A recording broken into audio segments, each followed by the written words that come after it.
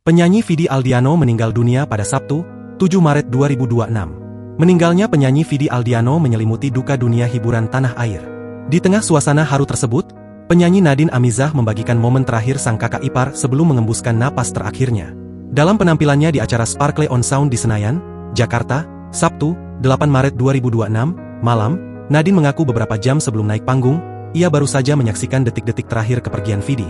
Rasanya aneh sekali berada di sini, sedangkan beberapa jam yang lalu, saya sedang menyaksikan kakak ipar saya menghembuskan napas terakhirnya. Tapi begitulah hidup, harus berlanjut bagi orang-orang yang masih bisa menghembuskan napasnya. Ucap Nadine dengan suara bergetar, dikutip dari grid.id, Minggu, 8 Maret 2026. Penyanyi lagu Berpayung Tuhan itu tampak beberapa kali menahan tangis saat berbicara di hadapan ribuan penonton. Ia mengungkapkan Vidi Aldiano berpulang dalam keadaan tenang dan dikelilingi orang-orang yang mencintainya. Kematiannya adalah sesuatu yang sangat tenang, dikelilingi oleh orang yang paling sayang dan menyayanginya, lanjut Nadine. Malam itu, Nadine mempersembahkan penampilannya khusus untuk Vidi. Ia juga meminta doa dari para penonton agar almarhum dimudahkan dalam proses hisapnya.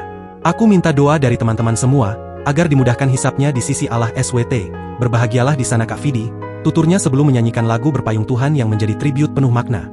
Penonton yang hadir turut larut dalam suasana duka. Tepuk tangan dan sorakan semangat terdengar sebagai bentuk dukungan moral bagi Nadine yang tetap tampil profesional di tengah kehilangan mendalam. Nadine Amizah sendiri punya kedekatan tersendiri dengan Vidi Aldiano, bukan hanya sebagai sesama penyanyi. Vidi Aldiano merupakan kakak ipar Nadine Amizah. Ini karena suami Nadine Amizah, Faishal Tanjung, merupakan adik Sheila Dara yang merupakan istri Vidi Aldiano.